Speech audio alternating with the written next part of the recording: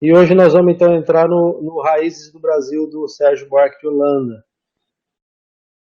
Eu dividi a apresentação com o Walter ficará com uma parte do livro e eu com outra, né? Mas enfim, não me alongando mais, eu vou passar a palavra para o Walter, porque ele ficou com o começo do livro e eu fiquei com o final do livro. Então eu passo a palavra para o Walter. Walter, não vou ficar contando tempo, tá? Expresse aí a tua interpretação e apresentação do livro no tempo que der para fazer. Tá bom. Ok?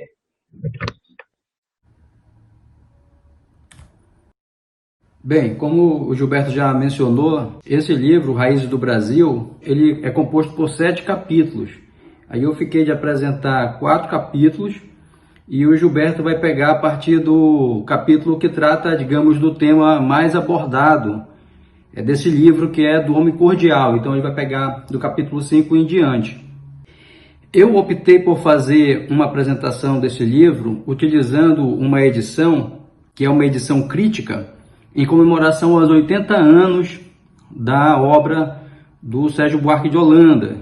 O nome da edição é edição crítica mesmo. Ela foi realizada em parceria entre a Universidade de Princeton e a Universidade de São Paulo. Ela tem então o professor Pedro Meira Monteiro, que ele é professor de literatura brasileira em Princeton, e Lilian Moritz Schwartz, que é professora também de literatura comparada aqui no Brasil. E eu estou falando sobre isso porque eu achei muito interessante, e aí eu quero falar para as pessoas de repente também adquirirem. Ele tem e-book, que é bem barato, não é caro, e ele é muito interessante porque ele vai fazer um resgate dos textos originais, né? Inclusive tem fotos dos livros que o próprio Sérgio Buarque de Holanda alterou. Então, ao longo de 30 anos, o Sérgio Buarque de Holanda foi alterando esse texto.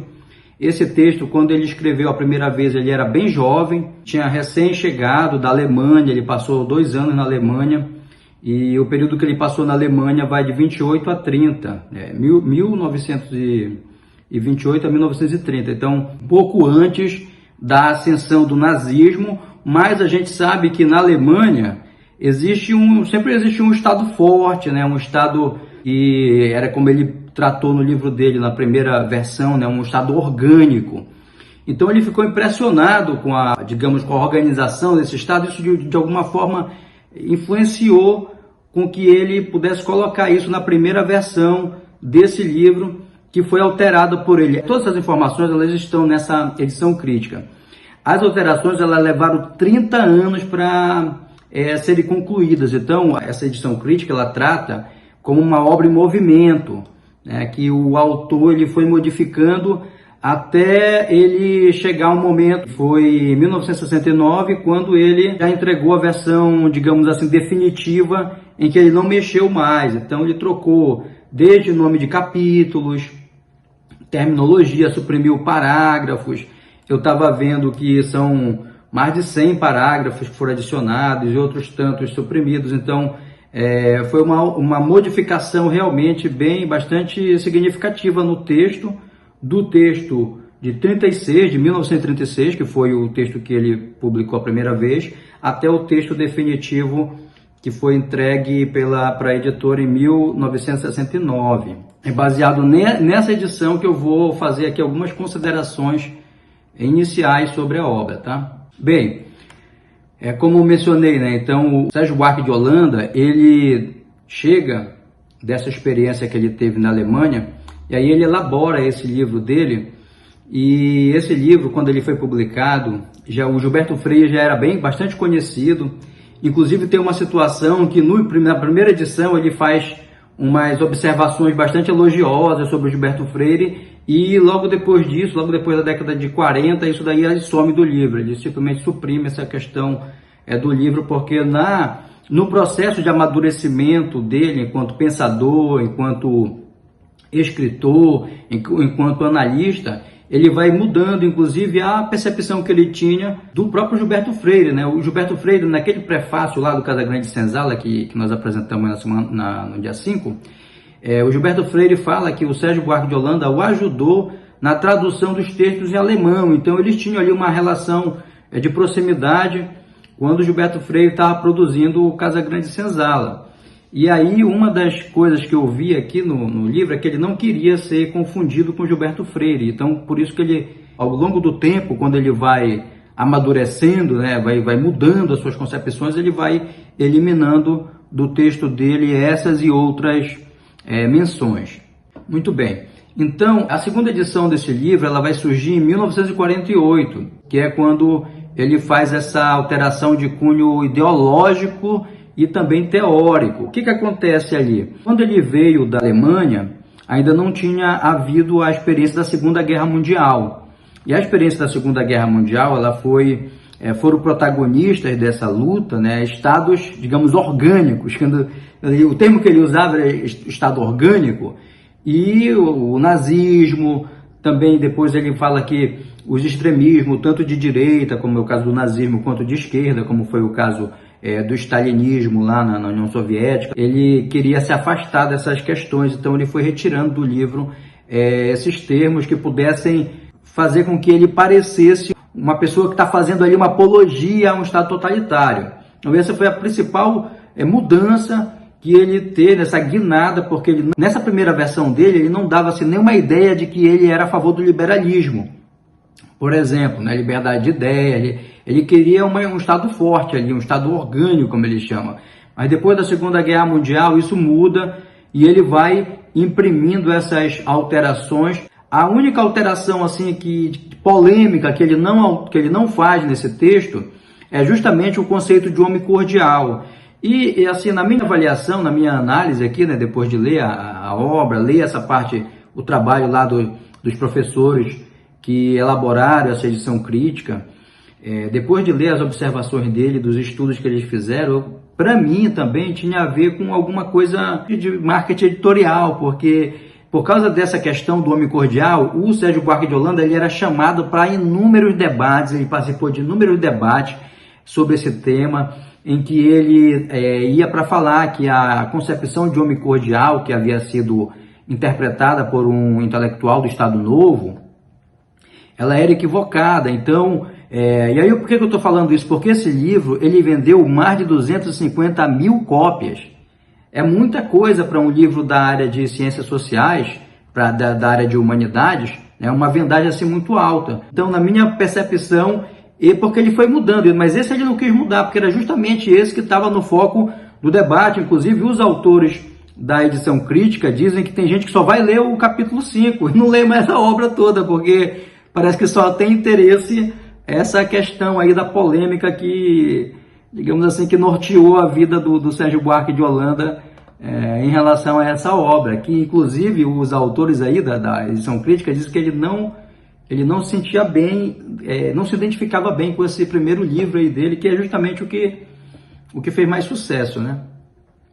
Muito bem. Então, nesse caso aqui que eu mencionei, né, que ele dialogava, fazia um debate ali com o poeta do Estado Novo, né, que era um intelectual que apoiava um Estado autoritário, chamava Cassiano Ricardo, e ele vai tratar com ele, até através de cartas, e ele também vai assimilar no próprio livro dele essa carta. Depois ela vai aparecer como se fosse uma parte do livro, assim como outros exemplos, né, de pessoas que também escreveram sobre o livro, também vai aparecer nessa edição de 80 anos, tá? Além das fotos, né, que são muito interessantes também, eu acho que é um trabalho que eles fizeram assim, muito bom, por isso que eu estou falando dela, de repente dá a ideia aí de vocês também quererem ter acesso para ver toda essa construção aí desse trabalho, que foi muito bom. E aí, eu passando, né, depois de falar sobre essa questão geral, assim, sobre o livro, esse livro, ele vai também, à medida que ele vai analisando, ele se aproxima do Casagrande Senzala, isso não tem como dizer que não, né, porque algumas coisas ali ele vai trabalhar de maneira próxima, bem parecida. Por exemplo, não há também aqui, até por uma questão de escolha mesmo do autor, né? Não há uma reprimenda, assim, uma palavra mais forte contra o comércio negreiro, como a gente viu no debate que a gente estabeleceu depois da apresentação do Casagrande Senzala, junto com o professor Alípio. A gente trabalhou muito essa questão, né? Que não havia no Casagrande Senzala, e também a gente não percebe aqui nessa obra esse posicionamento mais firme, mais contundente contra essa questão da escravidão que persistiu no Brasil por muito tempo.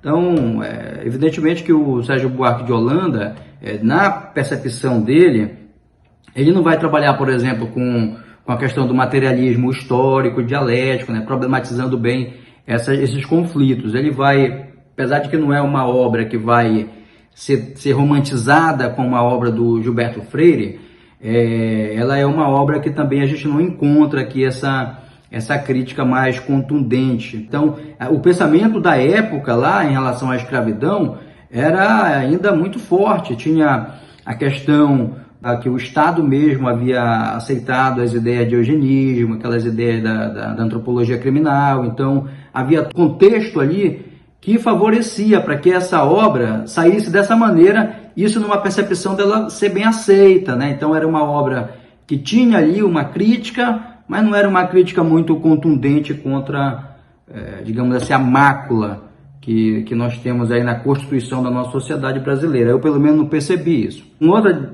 diferença também que a gente percebe do texto do Gilberto Freire para o texto do Sérgio Buarque de Holanda, pelo menos no primeiro capítulo, ele começa uma linguagem assim, bastante rebuscada, né? Fazendo, como é uma obra ensaística, ele faz assim, uma linguagem muito de reflexão, não é um texto que diz diretamente as coisas, né? Não tem uma linguagem assim muito direta. Nos demais capítulos vai melhorando assim, a leitura. O primeiro capítulo é um pouco truncado mesmo de ler. Então, para quem vai ler, não desiste, melhora mais para frente, vai melhorando, né?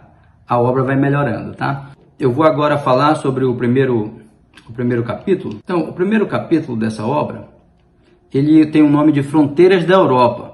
Então, nesse primeiro capítulo, ele começa falando sobre a Europa, né? Então, como é que era a Europa? E, basicamente, ele vai falar mais sobre Portugal e Espanha, porque é de onde nós viemos, né? Nós somos descendentes, nós somos herança, como ele trata aqui, de povos ibéricos. E por que Portugal e Espanha? Porque Portugal e Espanha tem uma história bastante imbricada.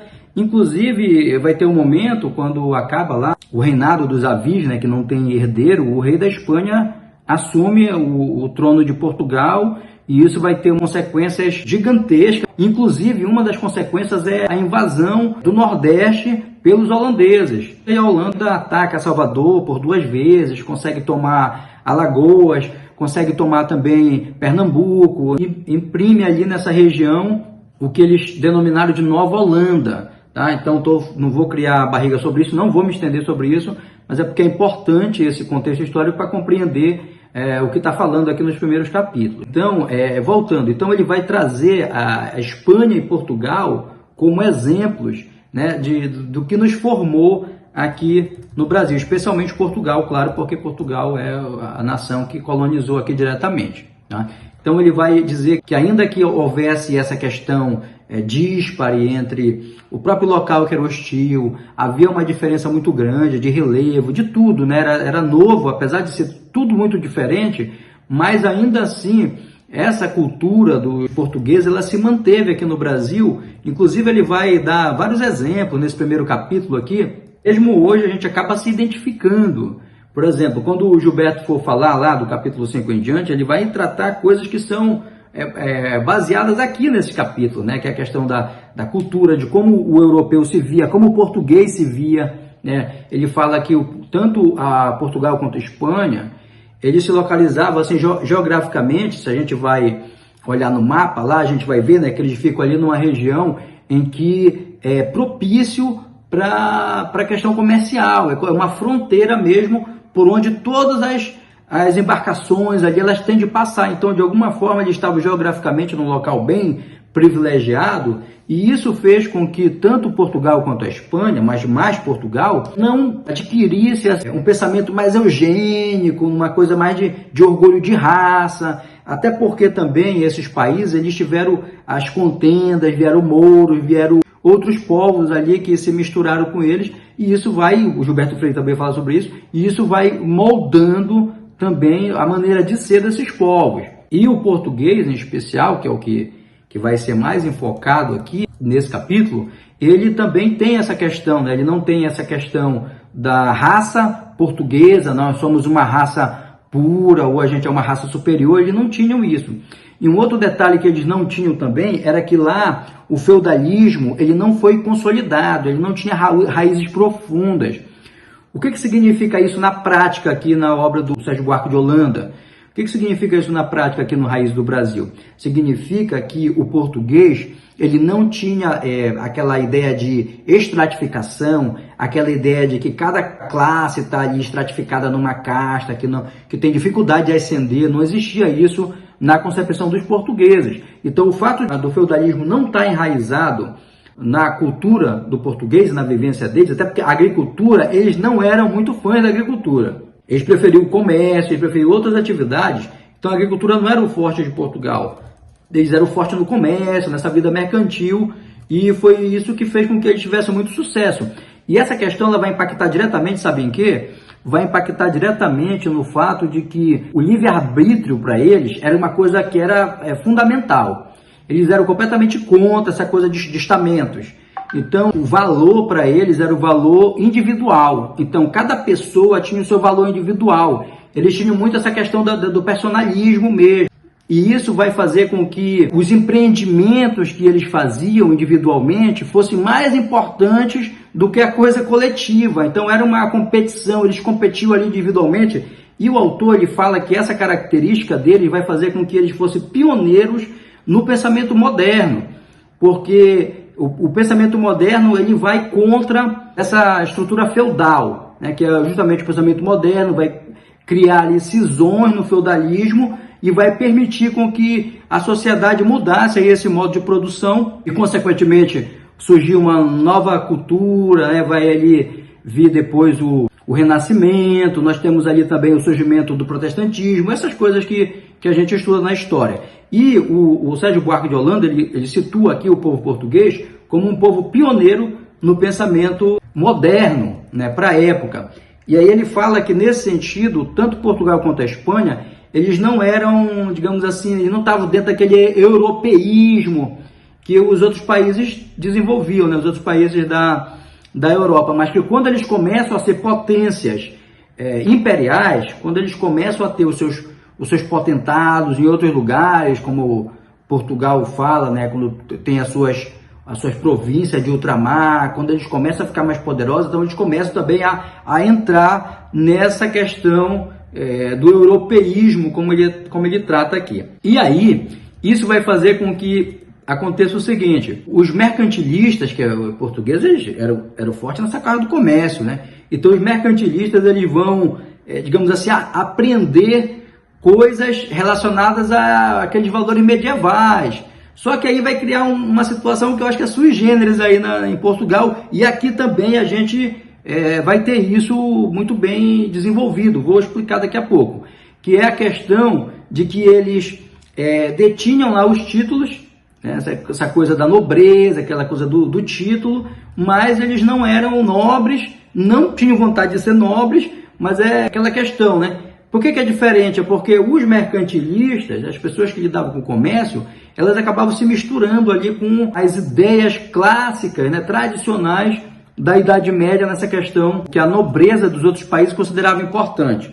Eles não consideravam importante, mas eles, no momento em que eles passam a ser importantes também dentro da Europa, eles começam a adquirir e a ostentar os brasões de família, essa coisa do título que era muito importante em outros países, por exemplo. Uma outra situação aqui que coloca nesse capítulo, os portugueses eles não tinham assim barreiras entre quem tinha dinheiro e as pessoas que moravam na vila. Então, as pessoas que tinham grana mesmo, que tinham dinheiro ali, elas não tinham assim essa separação, como a gente vê, por exemplo, na França. Você tem bem estabelecida a diferença entre quem é nobre e quem é plebeu, né? Não tem mistura. Em Portugal, não. Em Portugal, ao contrário dos outros locais onde um lavrador tem de casar com uma lavradora, em Portugal, uma pessoa do povo podia casar com uma pessoa que tinha dinheiro. Não havia essa distinção, tanto que o Gil Vicente ele vai escrever sobre isso, que ele vai visitar outros países, e lá essa questão de não misturar as classes, ela é muito forte. Em Portugal eles não tinham nada disso. Inclusive tinha nobre que trabalhava com trabalho manual, e tinha pessoa pobre que virava rica. Então isso era uma coisa que dependia, e aí que é aquela coisa que eu falei no início, que dependia do mérito pessoal e do pleno reconhecimento, que era um sentimento de dignidade que eles tinham pelos indivíduos.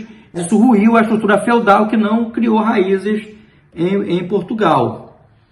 Isso foi uma coisa assim, muito interessante que eu achei desse capítulo aqui, das informações que o Sérgio Buarque de Holanda traz. Então, uma outra coisa que eu gostaria de mencionar aqui, tinha um princípio lá que eles consideravam muito importante, que era a centralização do poder e da obediência. Então, eles tinham de ter disciplina para obediência. Então, tanto de mandar, poder de mando, quanto poder de obediência. Então, era isso que fazia com que essa anarquia, porque quando a gente vai ver a descrição que ele faz, da ideia de que é uma anarquia lá dentro, né? Todo mundo por si, ninguém respeita ninguém, todo mundo ali competindo um contra o outro, mas aí que tá. Então a legislação que havia em Portugal, ela era uma legislação justamente para conter ali os ânimos individuais, era tipo um Leviatã, né? O Leviatã ele pode ser colocado aqui como exemplo dessa situação que acontecia em Portugal. Então havia essa coisa do poder e da obediência, era muito seguida por eles. Então era isso que mantinha, digamos, a sociedade em movimento, né? Para não cair assim numa anomia, para usar um termo aí do Durkheim. Então uma outra coisa também nesse capítulo que ele coloca, o Sérgio Buarque de Holanda, no capítulo 1 ainda, tá, gente? Daqui a pouco já passo por 2. É que o trabalho, para eles, o trabalho aí não era muito valorizado. Trabalho manual, quando eu falo trabalho, é trabalho manual. Não era muito valorizado por eles, porque eles valorizavam mais o ócio. Engraçado, isso já tinha visto alguma coisa sobre isso lá no Casagrande Senzala, na sessão anterior. Pois é, e aí ele conclui esse capítulo dizendo assim, que apesar de todos os problemas que Portugal teve para colocar aqui a sua cultura, para colocar aqui as suas ideias, ele fala assim que Portugal, né, ela teve esses problemas, mas eles conseguiram colocar aqui e a gente ainda consegue se ver. Ainda hoje, ele fala isso lá em 1936, mas ainda hoje a gente consegue se ver ainda com as características que os portugueses trouxeram para cá.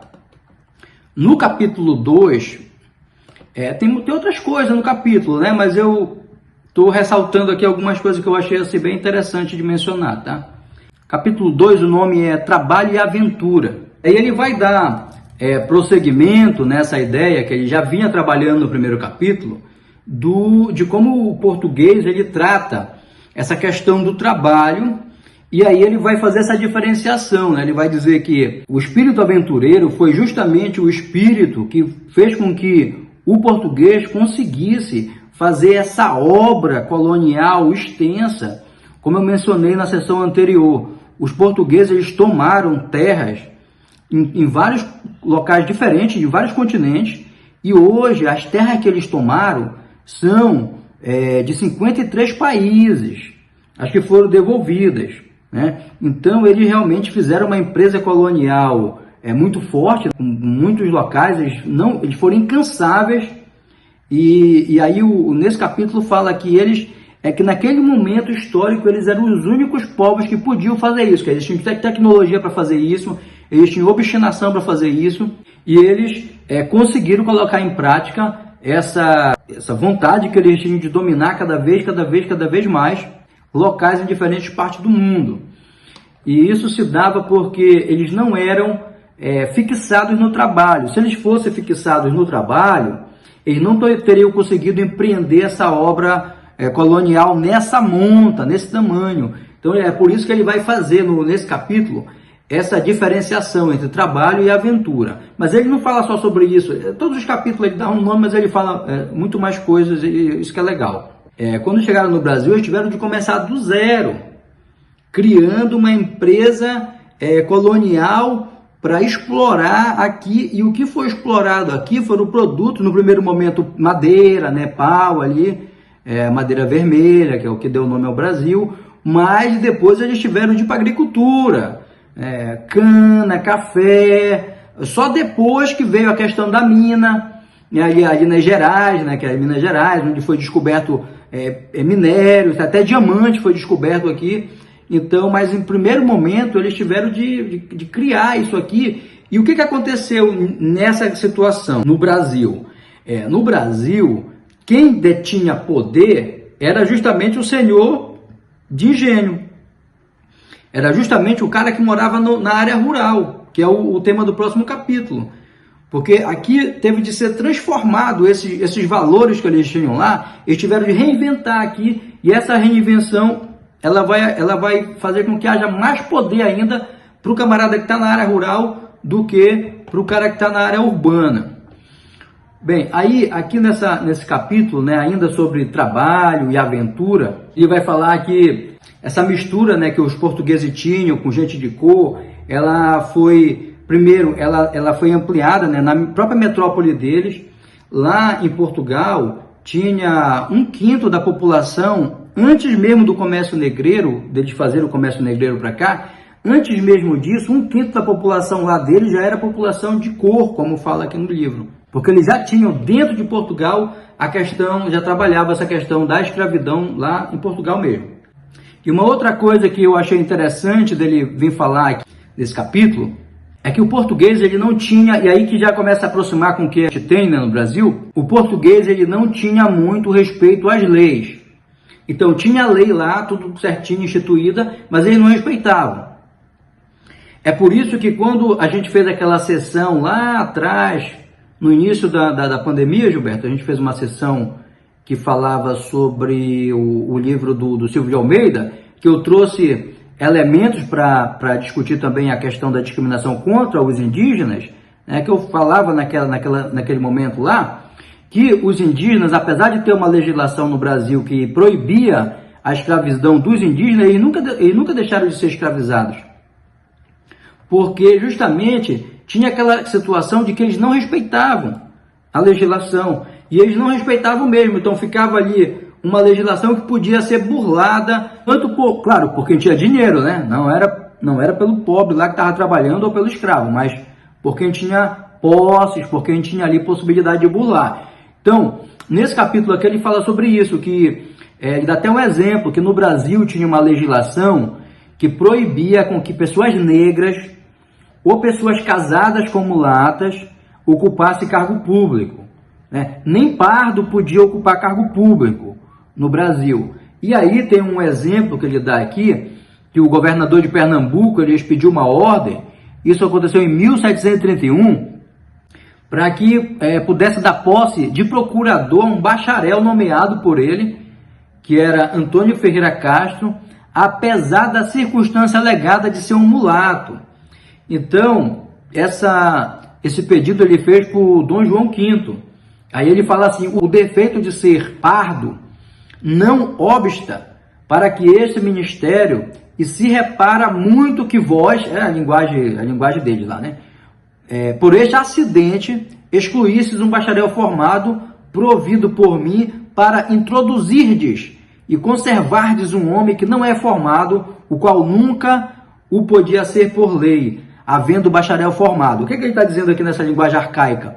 Ele está dizendo que ele está pedindo para o rei lá, para o Dom João V, permitir que ele nomeasse um cara que era mulato, porque o cara era formado. A gente viu lá no Casagrande Senzala que esses mulatos que se formavam, eles eram filhos, né, eles eram descendentes de senhores de engenho, de senhores de dono lá da Casa Grande, que eles pegavam as negras, né, levavam para casa e elas eram utilizadas ali para intercurso sexual, elas iam tendo filhos, esses filhos iam sendo criados dentro da Casa Grande e eles iam ser educados junto com os filhos legítimos dos senhores. Então, havia pessoas que não eram brancas, ou que não eram portugueses, ou descendente português, que tinham formação justamente vindo dessa linha aí que a gente encontra bem descrito no Casagrande Senzala, tá? Então, achei muito interessante essa questão aqui que ele exemplifica que a lei, ela está ali, mas as pessoas que podem, né, ter dinheiro, não cumprem. Há um jeitinho para não cumprir. Inclusive, isso vai também repercutir nos próprios frades, nos próprios missionários. Então, como os missionários estão aqui junto com quem é as pessoas que eles lidam, né? As pessoas que os missionários lidam são as pessoas da Casa Grande, são os senhores de engenho, e eles não seguem lei. Então, o missionário também, o frade também não segue lei. Então, o frade vai ter ali mulher, vai ter amante, né? Apesar de ter o celibato para eles seguirem, mas eles não vão seguir porque eles estão ali numa sociedade muito permissiva. E em relação ao trabalho, a gente está ainda no capítulo de trabalho e aventura, né? Ele fala aqui que existem os trabalhos específicos para o negro. são os negro jobs, que ele coloca. Job é um termo em inglês que significa trabalho, né? Que são os negro jobs, que são justamente trabalhos que deixam a pessoa ali numa situação mais degradante, trabalhos que não têm assim uma relevância para aquela sociedade. Então esses trabalhos eles eram colocados para negros, ou mulatos, ou pardos, como eles tratam aqui no livro. Tá? Então tem um outro exemplo que eu quero colocar aqui, antes da gente ir passando. Eu quero trazer um outro exemplo que eu achei também muito interessante. Esse exemplo ele é tratado também no Casagrande Senzala, aqui com mais detalhes. Aqui ele diz assim, ó, o número da portaria que trata esse caso é o número 6 de agosto de 1771, em que o vice-rei do Brasil mandou dar baixa do posto de capitão-mor a um índio porque se mostrara de tão baixos sentimentos que casou com uma preta, manchando o seu sangue com esta aliança e tornando-se assim indigno de exercer o referido posto. Então, havia um índio que tinha conseguido um cargo, né? Mas ele se casou com uma mulher negra. E aí isso fez com que ele perdesse o cargo, para você ter uma ideia de como que era forte essa coisa da legislação proibindo, limitando ali com que os negros pudessem ascender socialmente de alguma maneira, isso desde a época da colônia. É bom lembrar, pessoal, que tinha senhores de escravo que no leito de morte ele alforriava escravos. Então existia negros, mulatos, que não eram escravos, que eram alforriados, aí estavam ali soltos pela sociedade, mas o acesso dessas pessoas aos cargos importantes ele era limitado por legislação. Isso é muito importante a gente falar sobre isso, porque isso está aí na Constituição da nossa sociedade. Uma outra coisa que eu quero ressaltar aqui desse capítulo é o que eu falei no início, lá nas considerações gerais, dos holandeses, né? Os holandeses eles tiveram dificuldade aqui de empreender aqui o seu esforço colonial por causa da língua. Então, o Sérgio Buarque de Holanda vai falar que eles tinham dificuldade, os indígenas tinham dificuldade de compreender a língua e as próprias pessoas que estavam nesse território, porque o que aconteceu? Quando os holandeses invadiram ali Pernambuco, toda aquela faixa de terra que eles invadiram tinha o quê? Tinha comércio açucareiro, tinha casa de engenho, casas grandes, né? Tinha ali os engenhos e eles tomaram tudo para eles. Então quem não fugiu, que ficou lá, teve de lidar com eles, e a língua deles era uma língua difícil das pessoas compreenderem. Então, isso também aqui, segundo o Sérgio Buarque de Holanda, também colocou obstáculos para que a Holanda conseguisse realmente efetivar ali a sua obra colonial no Nordeste. Mas eu estava lendo por fora do livro também, teve outras situações que compeliram para que a Holanda malograsse, mas não vou entrar nesse detalhe, porque não é o objetivo da nossa sessão, mas que aqui na obra do Sérgio Buarque de Holanda, ele está falando sobre essa questão também da língua. Tá? Na verdade, ele está enfatizando a questão da língua aqui na obra dele, deixando de lado outros elementos que a gente pode buscar isso em outras fontes. Tá? Eu vou passar para o próximo capítulo já, mas tem uma última coisa aqui que eu quero chamar a atenção desse capítulo, que ele fala de novo aquela questão, né? A vantagem dos portugueses, nesse caso aqui, foi a ausência do orgulho de raça, que teve como resultado a mestiçagem, e isso favoreceu com que ele tivesse êxito em construir uma pátria nova longe da sua. Então, o Brasil é o caso de maior êxito de Portugal. Portugal invadiu outro lugar, né? Mas o Brasil foi de maior êxito, até porque aqui tinha muita riqueza, né? Tinha bastante território. E aí o Sérgio Buarque de Holanda ele coloca que um fator que favoreceu isso foi a mestiçagem, que o português já trazia isso dentro dele mesmo, né? E aí aqui ele empreendeu, como a gente já vê. Por isso que é importante a gente ver essas obras, analisá-las na sequência, porque elas vão trazer informações que estão melhor desenvolvidas na anterior, e aí a gente vai construindo aí um conhecimento assim mais solidificado, né, com menos falha. Bem, o terceiro capítulo é um capítulo da herança rural. E nesse capítulo aqui, pessoal, é muito interessante, porque ele vai falar essa questão que eu mencionei, né, que no Brasil não tinha meio urbano.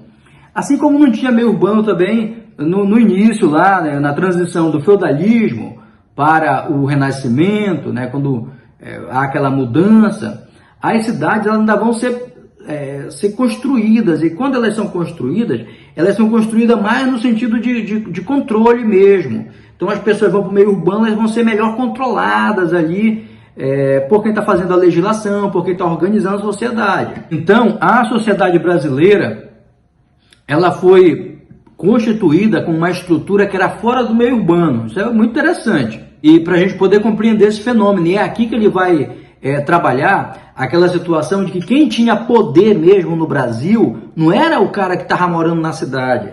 Quem tinha poder no Brasil era o cara que era o senhor do engenho. O senhor de engenho, apesar de eles terem propriedades no meio urbano, mas eram propriedades, como ele fala aqui, que não tinha nem luxo, era uma coisa que ele ficava lá quando ele ia ter de resolver alguma coisa no comércio, mas a casa luxuosa mesmo, ela ficava dentro do engenho, e o engenho ele era uma unidade completa, tinha a igreja, tinha as pessoas da vila que moravam ao redor, tinha tudo lá, o senhor de engenho ele tinha tudo à mão, e era esse cara que era o poderoso, não era o cara da cidade. Isso é muito interessante. E quem decidia essas questões de comando eram os filhos dos fazendeiros, filhos dos senhores.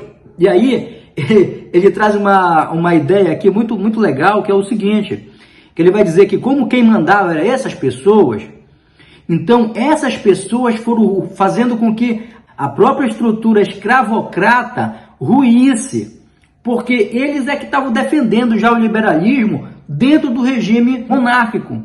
Então essas pessoas, elas estudavam, né, e aí elas passavam a defender o liberalismo dentro da monarquia, e com o passar do tempo, isso foi ruindo as bases da própria monarquia, né, da própria empresa colonial aqui no Império. Então os aristocratas eles foram sendo tragados ali por esse movimento, né, movimento de pessoas, desses filhos aí de senhores que eram intelectuais, que estudavam e que queriam uma nova abertura ali para ganhar dinheiro. Também a gente não pode achar que não era para ganhar dinheiro, era para ganhar dinheiro que eles queriam. Então eles queriam ter transporte mais velozes, eles queriam ter uma comunicação mais rápida, então eles queriam ter instituições bancárias.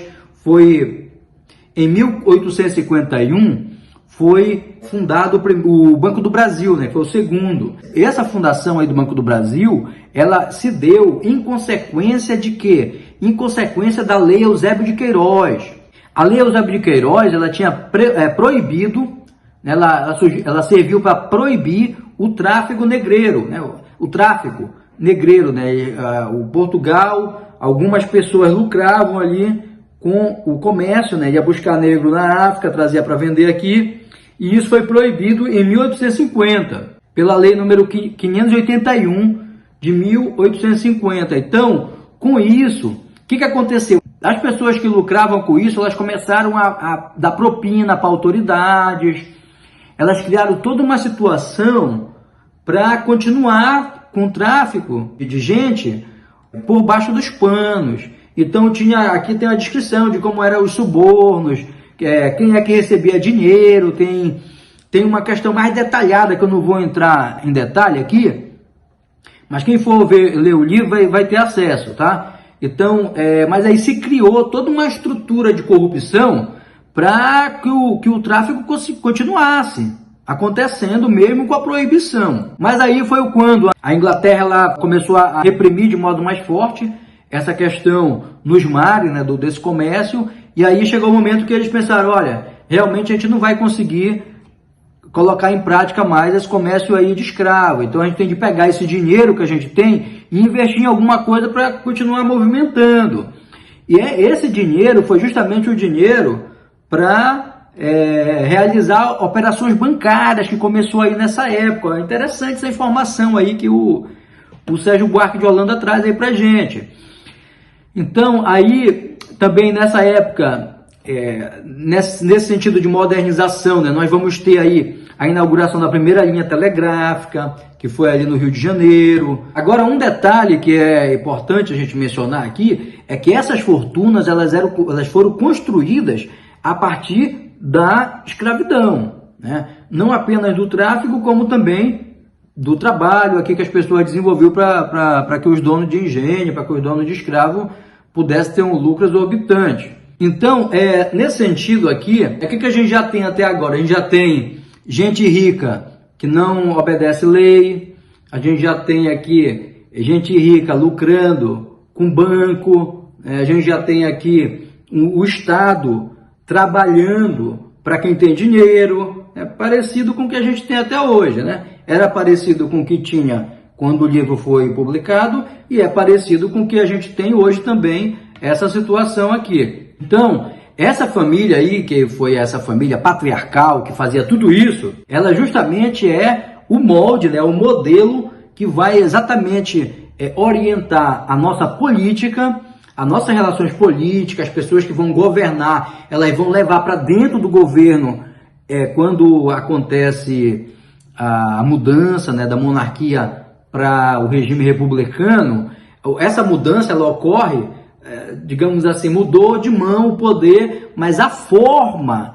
como a sociedade brasileira era governada, ela não vai ter essa alteração. Tanto é que a gente vai ter ali a questão do fisiologismo, né, que a gente vê hoje, aí vai ter a questão do patrimonialismo, que é quando o governante trata a coisa pública como se fosse coisa dele, como extensão da sua própria vida privada. Então essas questões que a sociedade brasileira ela tem ainda de sintomático hoje, ela vem nessa construção, né, que o Raiz do Brasil vem trazendo para a gente ir observando, traz isso muito bem descrito de como que esse tipo de família, como que ele se tornou modelo para que se fosse aplicado em outros locais, como por exemplo na política e sendo colocado em prática por governantes. Acho que é uma contribuição assim, bem interessante que esse capítulo ele traz aqui para a gente refletir. O último capítulo que eu fiquei responsável, que é o capítulo 4, já vou passar para ele, é o capítulo O Semeador e o Ladrilhador. É também uma construção dual ali que o Sérgio Buarque de Holanda faz. Ele já tinha feito isso para trás, né, no capítulo anterior, lá no que a gente viu do trabalho do aventureiro. Aí ele vai trazer de novo essa situação aí em que ele vai falar o que é o semeador, né? O semeador é esse que tem o sonho, que vai semear. O ladrilhador é o trabalhador mesmo, a pessoa. Então vai ser a junção dessas duas coisas, só que separado. Então, por exemplo, ele vai dizer aqui que os domínios rurais eles ganhavam mais importância quanto mais eles estivessem livres da influência dos centros urbanos. Aquela situação que a gente viu no capítulo anterior também, né? Ou seja, quanto mais distante dessa fronteira, mais poder os senhores rurais tinham em relação ao exercício mesmo ali da construção da sociedade. Então, ele mostra, né, a diferença entre o modo de colonização dos espanhóis. Isso é muito interessante nesse capítulo aqui, que ele vai diferenciar como que os espanhóis colonizaram as terras onde eles tomaram. Ele vai dar o exemplo de Peru, ele vai dar o exemplo de México, tá? E como os portugueses fizeram. No caso dos espanhóis, os espanhóis eles tinham um modo de ocupação planejado e orientado. Existiam documentos que descreviam como o espanhol tinha de dominar, como ele tinha de ocupar, tinha até o desenho de como as cidades tinham de ser feitas quando elas eram conquistadas. Isso no livro lá de receita das invasões dos espanhóis. Eles seguiam bem o planejamento para os postos lá onde eles estavam invadindo. Por quê? Porque a Espanha sempre teve muito claro para eles que os locais que eles iam dominar era o local onde eles iam fazer uma nova Espanha. Ou seja, eles chegavam para construir mesmo e ficar ali. Não era só para explorar. Tanto é que as universidades espanholas, elas eram colocadas logo de imediato nos locais onde eles dominavam. Ao contrário do Brasil. O Brasil era diferente. Os portugueses queriam só tirar daqui. Eles não tinham um compromisso de morar, de habitar. Tanto é que vai ver por anos e anos e anos, eles só ficavam no litoral. Eles não entravam, que vai ser os bandeirantes, depois nas bandeiras eles vão entrar, mas por muitos anos eles ficavam só no litoral, porque eles tinham a questão comercial. Por exemplo, eles diziam que se a gente for para o sertão, plantar alguma coisa lá, a gente vai ter custo para trazer isso para cá, vai demorar para chegar no porto, então é melhor ficar aqui. Essa era a ideia deles, dos portugueses, e eles colocavam em prática assim. Dos espanhóis era diferente. Os espanhóis, por que eles não recomendavam ficar na orla? Porque quem está na orla está mais sujeito a um ataque. E quem está mais afastado pode fazer a sua fortificação e aí pode resistir mais a um possível ataque de um inimigo, por exemplo, que vai vir pelo mar. Então tudo isso os espanhóis pensavam.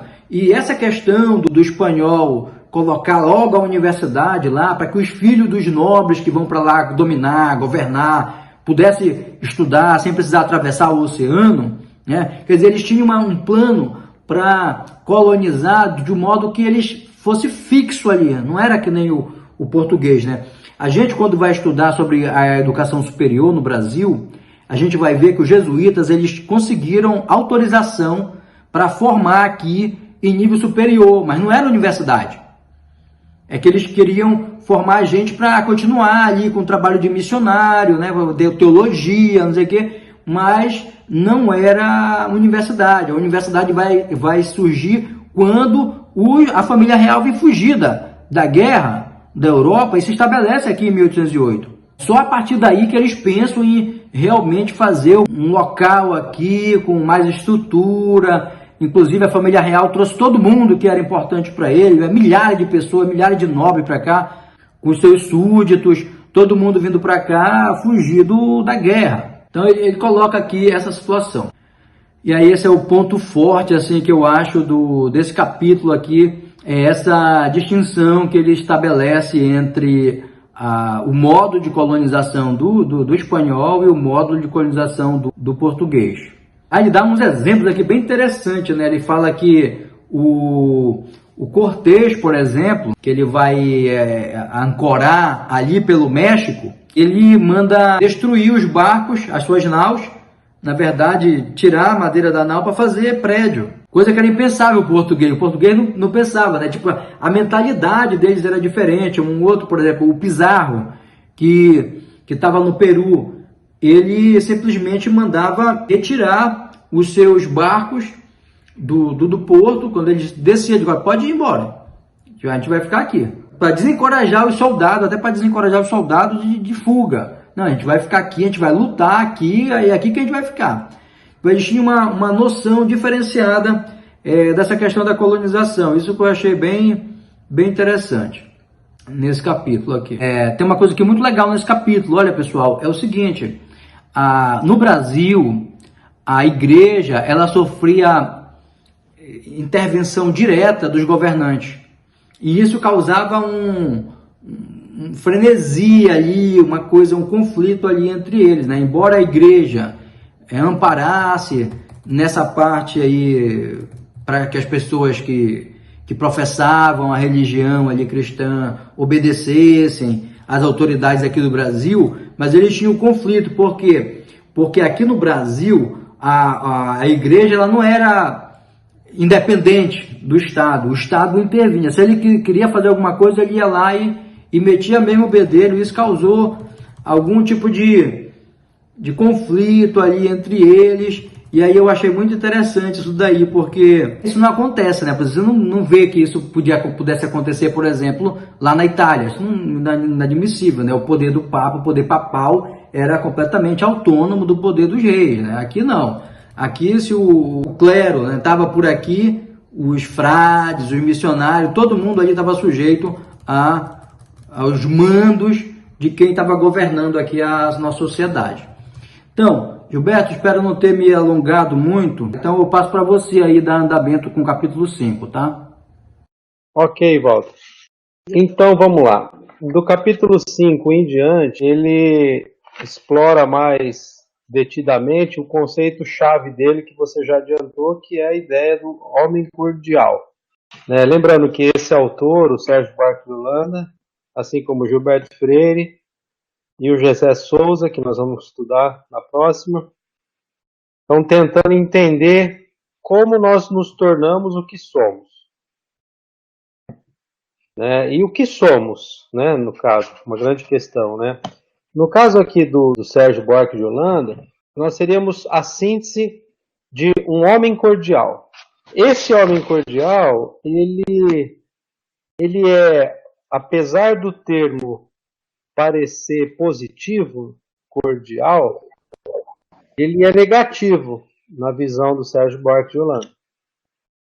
Porque cordial nele não vem de amistosidade. É cordial aquele que é amistoso. O cordial dele vem de coração, de cardio. E esse coração significa que nós nos relacionamos mais pelos sentimentos do que por uma razão impessoal. E nessa relação mais com os sentimentos, com o cardio, com o coração, do que com a impessoalidade de um Estado, por exemplo, nós não conseguimos formar um Estado que contribuísse para o desenvolvimento social. Então, esse que eu acho que é o ponto principal do Sérgio Buarque de Holanda. Como o Walter já adiantou, ele está falando, escrevendo em 1935, 1936, ele tá seduzido pela ideia de Estado, né? Ele vem da Alemanha. Curioso que o Gilberto Freire vem dos Estados Unidos quando ele escreve o dele, esse aqui vem da Alemanha, e aí quem viaja para fora, passa algum tempo fora, e tem sensibilidade para antropologia, ou mesmo para filosofia, ou para ciências humanas em geral, se pergunta isso, quem eu sou, ou a gente passa a se entender um pouco mais o que é ser brasileiro a partir de estar vivendo em outros países e outra cultura. É curioso isso, e isso aconteceu com o Gilberto Freire, né, que nos Estados Unidos, ele volta ao Brasil e escreve sobre quem somos em contraste com uma outra sociedade, assim como esse autor aqui. Então ele está querendo dizer que que nós somos cardio, nós somos coração. E este ser coração, ele dificultou o desenvolvimento de um Estado. E o Estado seria impessoal, de valores que transcendem a ordem familiar, individual, imediata do ser, do cardio, do coração. Então esse é a grande chave de leitura do Sérgio Buarque de Holanda. Como o Walter adiantou, né, ele pensava ele era um defensor do Estado. Uma vez que ele vem da Alemanha, quem já foi na Alemanha sabe como que o estado de bem-estar social funciona. Sabe o que é a Alemanha? Sabe como é um estado de bem-estar social em que as condições materiais estão resolvidas e muito bem resolvidas. Então ele pensa em por que nós não conseguimos constituir aqui um Estado como aquele. Né? A resposta dele é porque a nossa condição humana e social, de formação social, ela é centrada no imediato, nas coisas do cardio, no imediato, sem disciplina, nós não temos disciplina, nós somos, pelo contrário, resistentes a disciplinas, e de modo que essas resistências à disciplina, essa fragmentação, dificulta uma união em prol de algo coletivo que é impessoal e transcende o individual. Então, essa é a leitura geral. Eu diria até que é uma leitura psicológica, ele está pensando em um eu, o brasileiro com um eu fragmentado, sem disciplina e dedicação à profundidade das coisas. De modo que assim, né, nós, com essa fragmentação, a gente vive na imediaticidade da vida e a gente não consegue dar o passo dar o passo seguinte para coletividade, para transcender o individual e o individualismo. Nós estamos fragmentados na própria compreensão sobre a realidade à nossa volta. Então eu diria que tem uns elementos de psicologia também aí na obra dele. Bom, agora, feito esses comentários gerais, eu vou passar para o livro e vou começar lendo um pequeno trecho sobre cordial, cordialidade, homem cordial. De Sérgio Buarque de Holanda, na página 146, da edição que nós passamos aí em PDF. Tem essa capa aqui, ó. Essa aqui que essa que eu examinei, diferentemente do Walter. Foi essa que nós dividimos com vocês em PDF. Então ele diz lá na página 146. Já se disse, numa expressão feliz, que a contribuição brasileira para a civilização será de cordialidade. Daremos ao mundo o homem cordial. A lhanheza no trato, a hospitalidade, a generosidade, virtudes tão gabadas por estrangeiros que nos visitam, representam, com efeito, um traço definido do caráter brasileiro, na medida, ao menos, em que permanece ativa e fecunda a influência ancestral dos padrões de convívio humano informados no meio rural e patriarcal. Então, veja, uma cordialidade formada a partir de uma ancestralidade conectada ao meio rural e patriarcal.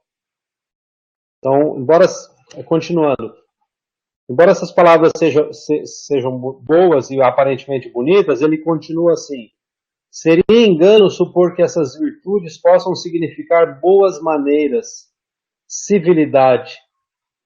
São, antes de tudo, expressões legítimas de um fundo emotivo. São, antes de tudo, expressões de um mundo emotivo. De modo que nós, ao contrário dos europeus e estadunidenses, somos mais emotivos. Esse emotivismo, essa emoção, ela nos aprisiona à imediaticidade da vida e não nos permite transcender aos planos mais superiores de organização social representados à época pelo Estado, sobretudo a época do estado de bem-estar social, como ele presenciou na Alemanha. Bom, dito tudo isso, eu vou então agora ser um pouco mais linear com os capítulos. Então, o capítulo 5, continuando no Walter, se intitula O Homem Cordial. E aí ele começa a mostrar a tese dele, do homem cordial, de que, olha, o Estado não é a ampliação do círculo familiar. O Estado transcende o círculo familiar.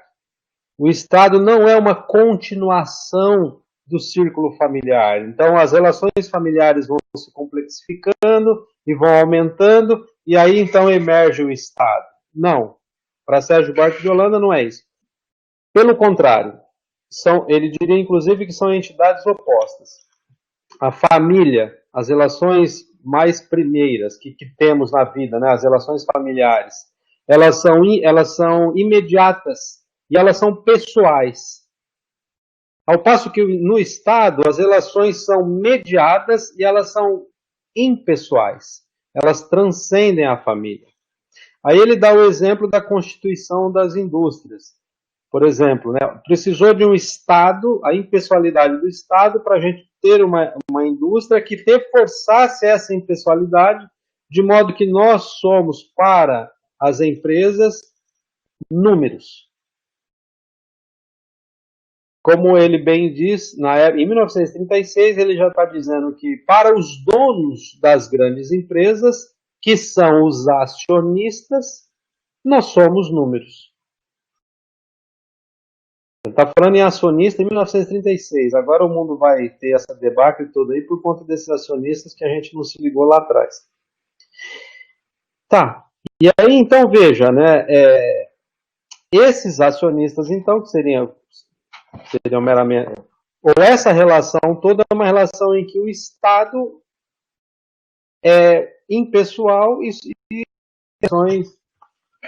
as relações familiares. A industrialização teria criado a impessoalidade. A escola e a universidade ajudam nisso, é importante dizer que o Sérgio Buarque de Holanda acredita nisso. A escola e a universidade ajudam na impessoalidade, na construção da impessoalidade. Ele vai discorrer isso um pouco mais adiante. De modo, então, que é preciso formar um Estado. Seria preciso, então, formar uma nova mentalidade para emergir o Estado público. A constituição da esfera pública, que transcenderia o individualismo e o imediatismo do cardio, do coração, do homem cordial. Para formar esse Estado público, na formação do Estado público brasileiro, ele defende a ideia que existiam dois tipos de funcionário: o funcionário patrimonialista e o funcionário burocrata. O patrimonialista era a continuação das relações familiares no Estado. de modo que ele administrava os patrimônios para si, para seus familiares, para seus próximos. Já o funcionário burocrata, esse teve dificuldade, ou teria dificuldade no homem cordial, porque esse é o impessoal.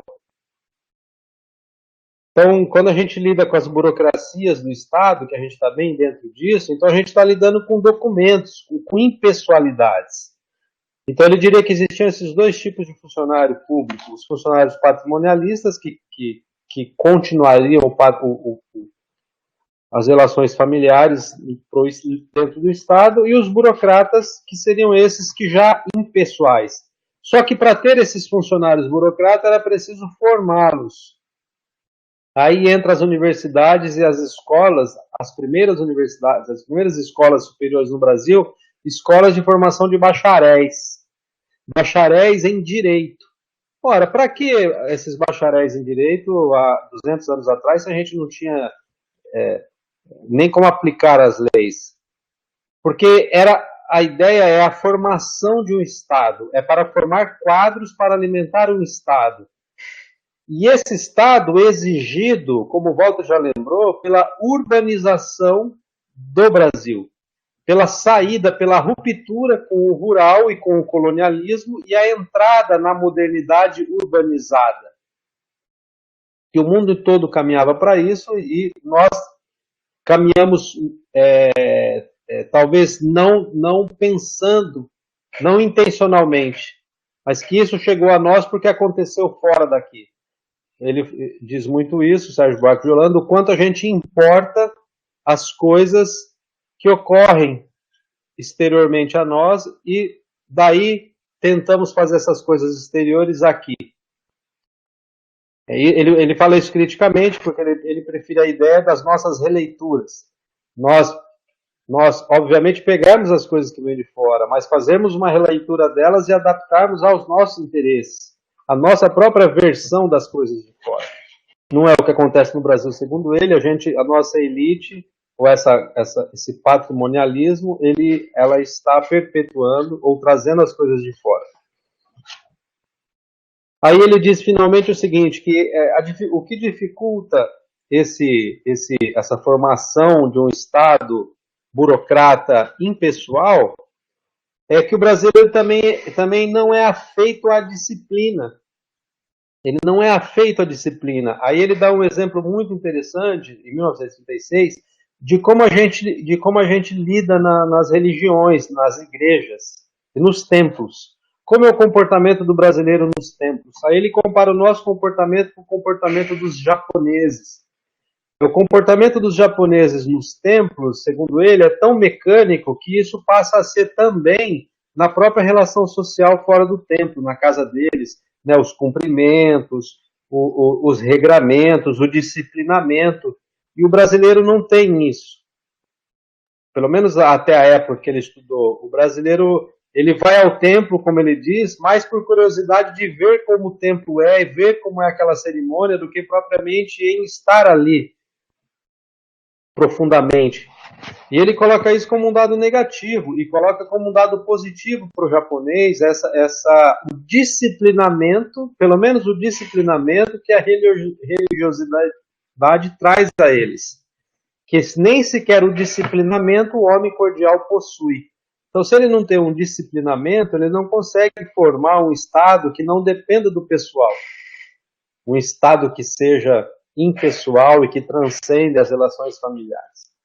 Então, basicamente, é essa a ideia do capítulo 5, é ele reforçar o que ele entende por homem cordial e dizer por que nós somos esse homem cordial.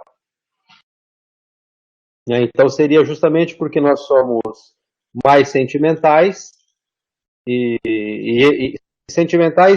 imediatos. Nós somos pouco profundos e somos muito dispersos. E pouco afeitos a regramentos. Então, ele diz que isso dificulta criar um Estado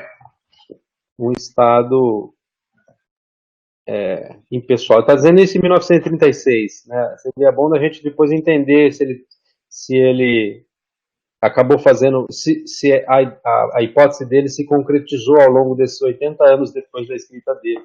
Como disse o Walter, ele foi fazendo muitas mexidas ao longo do tempo no texto. Né? No capítulo 6, intitulado Novos Tempos, ele faz uma exploração sobre a relação com o trabalho. Né, que no trabalho buscamos mais a satisfação pessoal e nem sequer a qualidade do trabalho em si. Então, no trabalho buscamos mais a satisfação pessoal e não a qualidade do trabalho em si. Aí ele dá vários exemplos, sobretudo de funcionalismo. Ele está pensando em funcionalismo público porque ele está pensando na construção de um Estado moderno no Brasil. Aí ele está dizendo que aqueles bacharéis que entram para o serviço público, eles estão muito mais interessados nos cargos de si próprio, nas vantagens dos cargos, do que propriamente desenvolver um trabalho para as funções aos quais eles entraram no Estado. Bom, aí ele diz o seguinte, uma coisa muito interessante, que devido a, então, esse desapego aos rituais, devido a esse desapego ao disciplinamento, às ideias mais profundas, seria por isso que o positivismo teria dado tão certo no Brasil e que teria feito, então, a revolução ou a transformação republicana, o corte do Império para a República. Porque foi o positivismo quem alimentou ideologicamente a instauração da República no Brasil. Aí ele tem uma hipótese aqui que é interessante, que é a ideia de que esse homem cordial, ele é pouco afeito a profundidades. Ele é mais afeito a aparências. Aí ele dá o exemplo de, por exemplo, frases lapidares. Somos muito seduzidos pela palavra escrita e frases lapidares. Então, essa sedução pela aparência nos faz ser pouco profundo, e esse pouco profundo nos aproximou do que ele chama de positivismo. Curiosa essa. E seria, então, por isso que o positivismo criou raízes no Brasil e fez a transformação para a República. No entanto, ele diz que isso é um problema porque acabam que as transformações elas ocorrem de cima para baixo. Então, se pensarmos na ideia do republicanismo, tem até uma frase interessante aqui na 161, que olha só, né, um pessoal do governo republicano na época, um documento, um relatório dos republicanos depois da instauração da República. Por ora, a cor do governo é puramente militar e deverá ser assim. Então, esse daqui é o Aristides Lobo, que é um que participa dessa instauração da República, dizendo que, olha, por hora, depois da instauração da República, né, o povo está fora, o povo nem participa. Aí ele diz, por hora, a cor do governo é puramente militar. E deveria ser assim. O fato foi deles só, porque a colaboração de elemento civil foi quase nula. A colaboração de elemento civil para a retirada da monarquia e a instauração da república foi quase nula. Só teve a cor dos militares. O povo assistiu aquilo bestializado, atônito, surpreso, sem conhecer o que significava. Então, de modo que essa nossa cordialidade, ela não faz a gente penetrar nas transformações profundas do nosso tempo. A gente não consegue ler sequer a realidade para poder penetrar e participar dela ativamente, intencionalmente. Nós estaríamos presos nas relações ainda de coração com as coisas.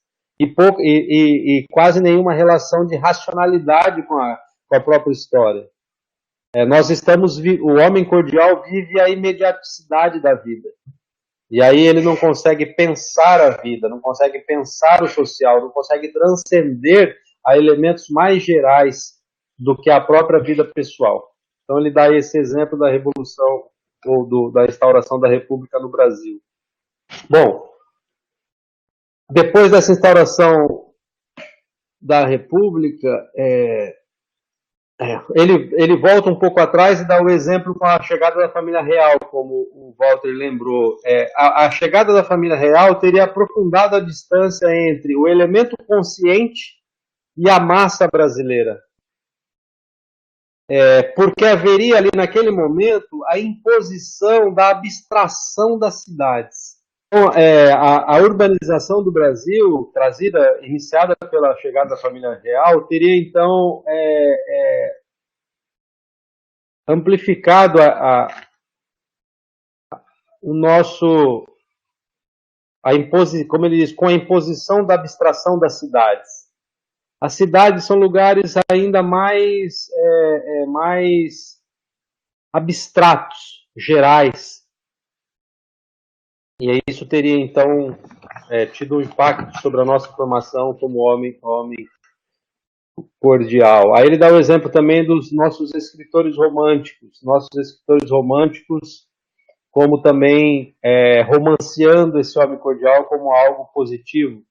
E ele está dizendo que na versão dele não é. Isso dificulta, então, a construção do Estado forte, um Estado impessoal e que transcendem as relações familiares.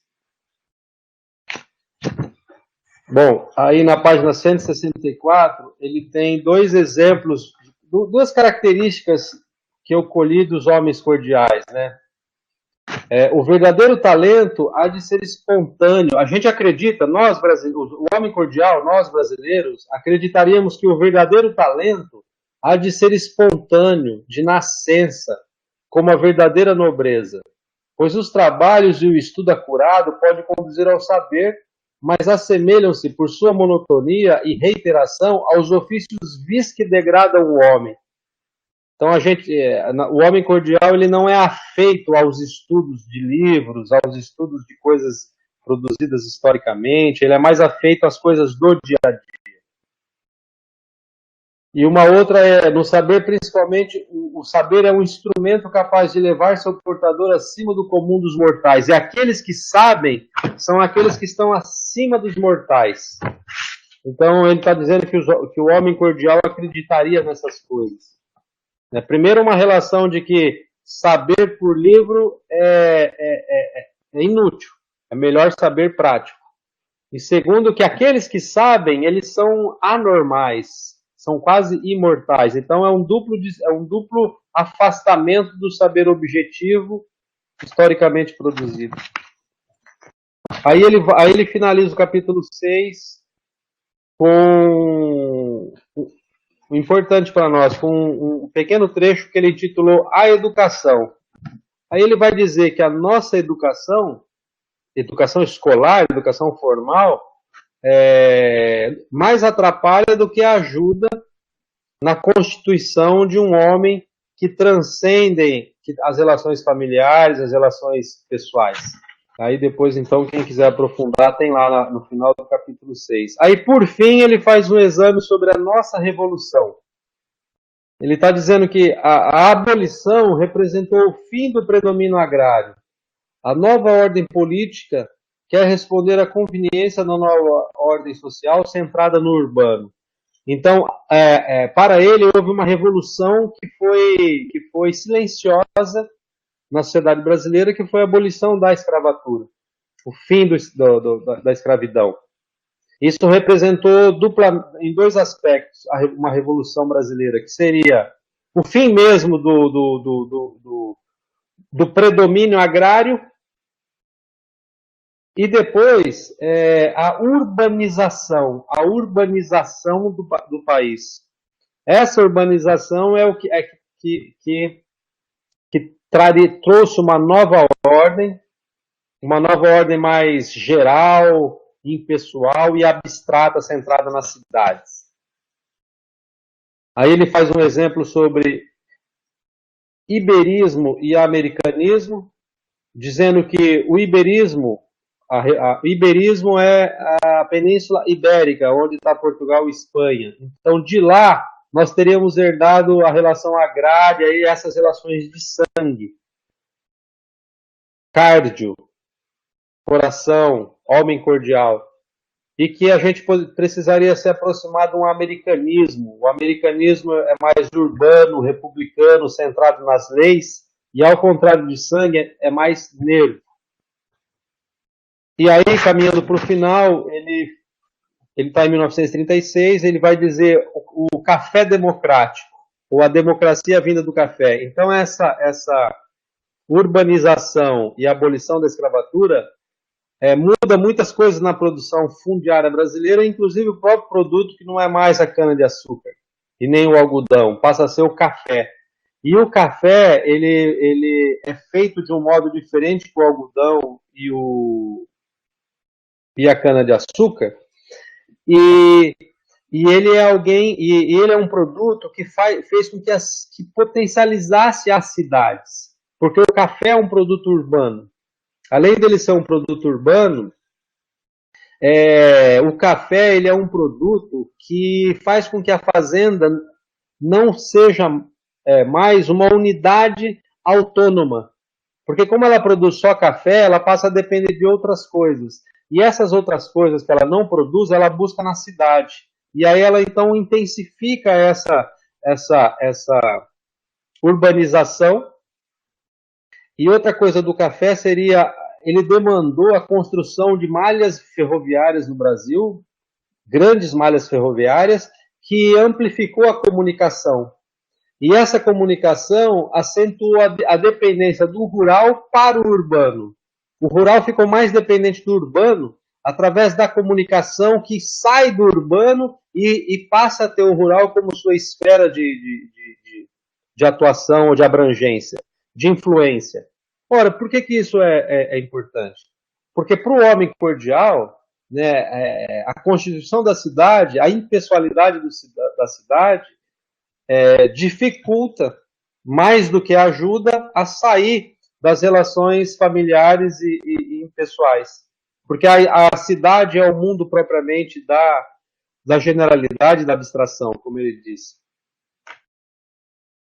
Bom, então esses são os 3 últimos capítulos, mas o centro aí é ele defender a ideia do homem cordial, que nós seríamos, então, se fosse para explicar-nos em umas poucas frases, somos homens cordiais.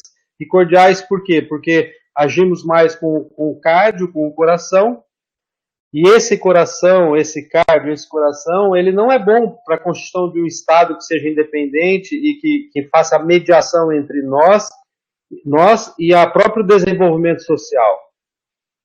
Vide China, por exemplo. Vide China, né? China é muito interessante da gente trazer a discussão uma hora como um Estado socialista, vou chamar de socialista de mercado, em que ele depende bem pouco do tal livre jogo do mercado. É mais o próprio Estado quem determina os caminhos de produção da sociedade, desenvolvimento daquela sociedade, de modo que a pessoalidade do chinês acaba sendo absorvida pela impessoalidade do Estado. Então essa é a ideia dele, que nós então temos uma dificuldade muito maior porque nós somos cardio, nós somos cordiais, nós somos pessoais, familiares e muito próximos. E essas relações elas teriam influenciado ou dificultado a construção de um Estado. Muito interessante o livro, gostei muito de ter lido e vamos ficar aberto então para o debate, para os comentários. Aí a palavra está aberta. Volto para você, Walter, ou para os demais. Agora vamos ouvir os colegas, né? Boa noite, os colegas. Estão me ouvindo? Sim. Sim, Marito. Assim, é interessante a leitura e os comentários que foram feitos e realmente eu pude acompanhar. A gente verifica que é um esforço do Sérgio Buarque de também fazer uma interpretação daquele Brasil, né, desse período que nós tivemos na nossa história. Então, vem no mesmo, eu acho assim, na mesma análise, né, uma vez que ele é uma sequência, né, ele é inspirado também na Casa Grande Senzala, do livro de Gilberto Freire, né, em que, por exemplo, essa questão das relações, né, estavam sendo estabelecidas aqui no país. Então, eu fiquei, digamos assim, com alguns fragmentos, né, em que o homem cordial ele seria o retrato mais fiel do brasileiro, né? Ou seja, é aquela origem patriarcal, né? O pai, detentor da herança rural, o homem dominado pelo coração, né? O homem dominado pelo coração e afável e muito impulsivo e por vezes até violento.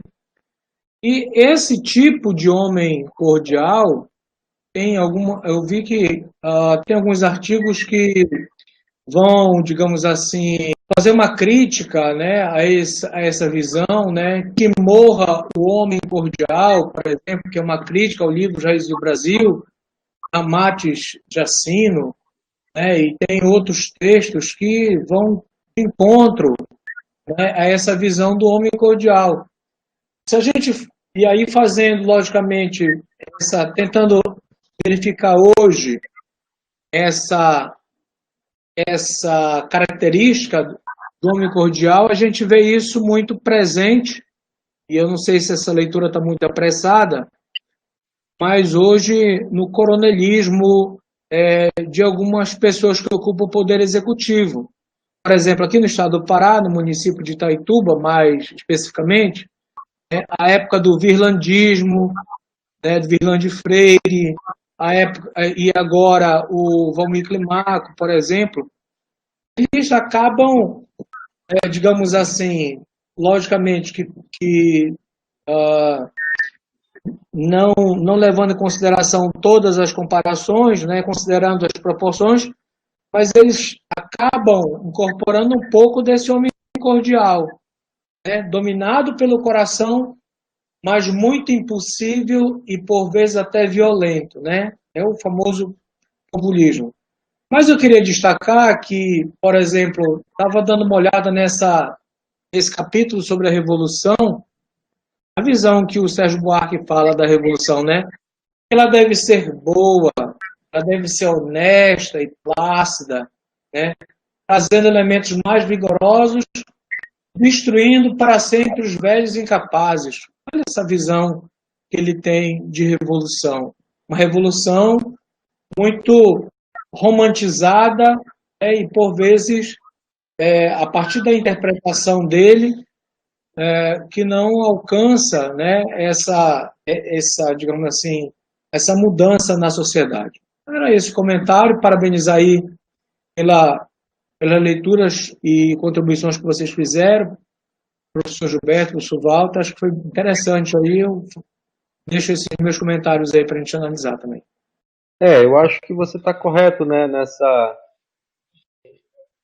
releituras que o Homem Cordial teve por outros autores, né? Essa dificuldade quando você se põe a fazer grandes teorias, né, teorias gerais demais. Então a teoria a hipótese do Sérgio Buarque de Holanda de Homem Cordial, ela é geral demais para poder ter aderência com o real concreto singular. Né? Você dizer o brasileiro, ele está dizendo isso, homem cordial não é o homem gênero, né? O homem é a mulher, né? O brasileiro cordial, no sentido, né, de que todos nós seríamos então regidos pelo patriarcalismo e pela emotividade, pelo cardio, né? Bom, todos somos assim, na verdade. Mesmo em 1936, acho que não. Existiam outros que tinham o espírito e a mente objetiva e voltada para um tipo de estado de coisas que ele queria desenvolver, né? Mas como a teoria dele é uma teoria antropológica no sentido de geral, então, né, ele corre o risco, obviamente, de esse geral não vai caber em todos os particulares, em todos os singulares. E é bacana mesmo que aí outras teorias se afloram, mas eu achei muito, muito rico a redação dele é muito rica de informação, ele é uma pessoa extremamente culta, né? Ele traz exemplos até da carta que um sujeito enviou para outro, ou seja, ele tem conhecimento da carta que um sujeito enviou para outro, e a daquela carta ele traz elementos para mostrar a cordialidade, né? Inclusive, ele diz que essa cordialidade estaria presente na língua brasileira também, com os diminutivos. Nós, quando a gente usa os diminutivos, os inhos, a gente está tendo um resquício dessa cordialidade. Enfim, mas obviamente outras teorias entraram, né, para dar conta de compreender o que somos, quem somos. Bacana a sua observação, Alife, é isso mesmo.